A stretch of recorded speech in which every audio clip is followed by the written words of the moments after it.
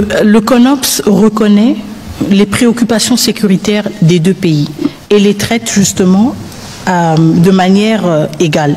C'est pour cela qu'il y a cette question cet aspect de concomitance. On ne peut pas parler, si vous voulez, d'une neutralisation des FDLR et ensuite un désengagement des forces. C'est comme pour dire qu'une question est plus importante que l'autre. C'est pour cela que cet aspect d'une concomitance est repris dans le CONOPS. Évidemment, la réalité est aussi... Concomitance en français facile, concomitance, c'est en même temps. En même temps, on a le CONOPS est divisé en 3 phases. Chaque phase a 30 jours. Dans ces phases de 30 jours, on regarde côté FDLR, qu'est-ce qu'on va faire? Côté RDF ou côté forces armées rwandaises qui doivent se désengager, qu'est-ce qu'on va faire concrètement? Et là, maintenant, nos experts militaires et des renseignements se sont assis pour dire, bon, si on est dans une première phase, quelles sont les choses qu'on devra faire? D'abord, identifier des deux côtés quel est l'effectif, quel est le point de départ. Ensuite, engager, par exemple, du côté des FDLR, des sensibilisations pour dire ceux qui veulent, s'il vous plaît, rentrez chez vous, ça va nous faciliter la tâche. Du côté du désengagement des forces, qu'est-ce que cela veut dire concrètement? Quel est le dispositif en place? Quel est l'effectif? Et ensuite, on avance de manière graduelle.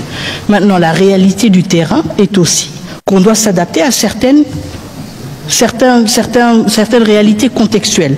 Ça veut dire, par exemple, quand on se projette dans une logique actuelle, parce que le CONOPS a été rédigé en octobre, et la situation a changé entre maintenant et octobre, on ne peut pas penser, par exemple, à une neutralisation,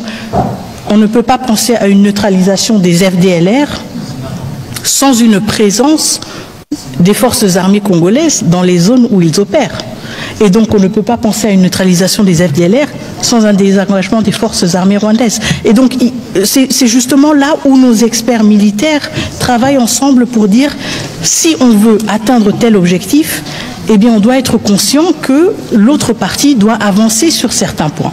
Et c'est ça l'esprit de la concomitance, ou l'esprit du fait que tout se passe en même temps. On ne peut pas dire qu'on a un problème des FDLR si nous ne contrôlons pas les zones où elles sont supposées être opérationnelles.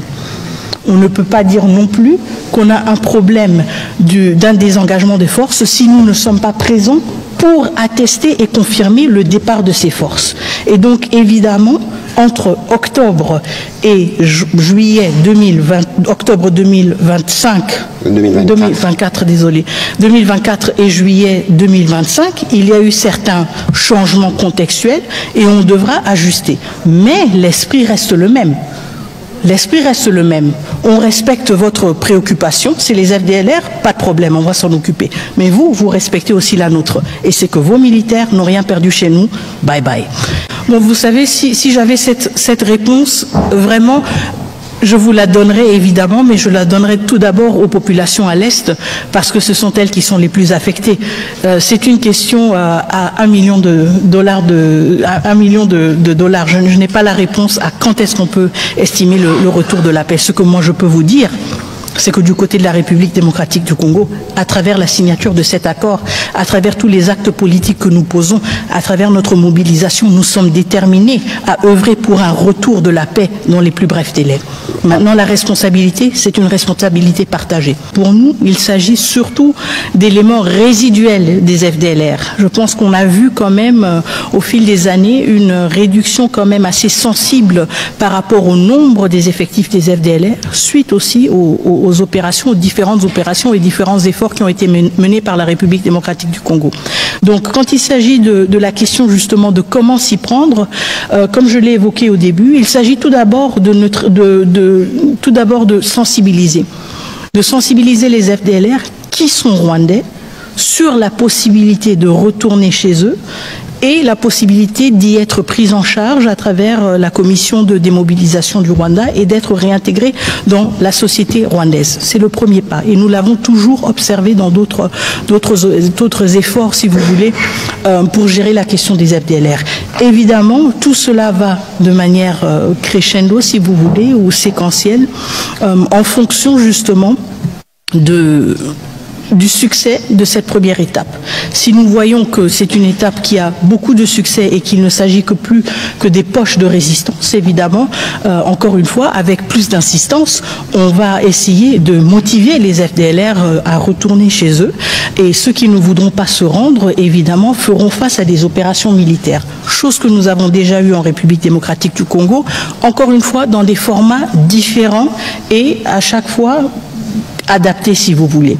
Nous l'avons eu dans le format d'opération conjointe avec la MONUSCO, et ça avec une implication variée de la MONUSCO. Nous l'avons eu aussi dans le cadre des opérations Moja Wetu avec les forces armées rwandaises. Donc encore une fois, nous avons une panoplie d'expériences sur laquelle nous pouvons nous appuyer.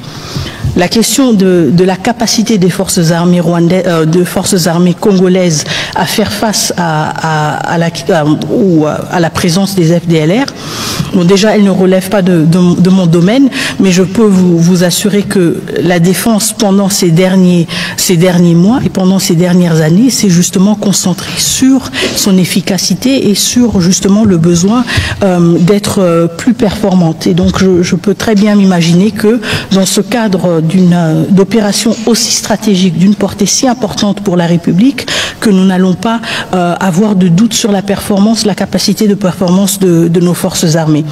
Maintenant, la question sur la possibilité d'opérations conjointes entre la République démocratique du Congo et les forces armées rwandaises, cette question n'a pas été évoquée et elle n'est pas encore sous examen, ou elle n'est pas prévue d'être examinée, en tout cas dans les jours à venir. Nous nous concentrons sur nos propres capacités, nous nous concentrons sur nos propres capacités à être à la hauteur de ce défi et sur notre détermination, au besoin associer des partenaires internationaux comme peut-être la MONUSCO si le besoin est ressenti, et évidemment en coordination avec ces acteurs. Mais pour l'instant, il n'y a pas de plan quelconque de le faire conjointement avec les forces armées rwandaises. Je pense que pour l'instant, on se concentre plutôt sur leur départ définitif.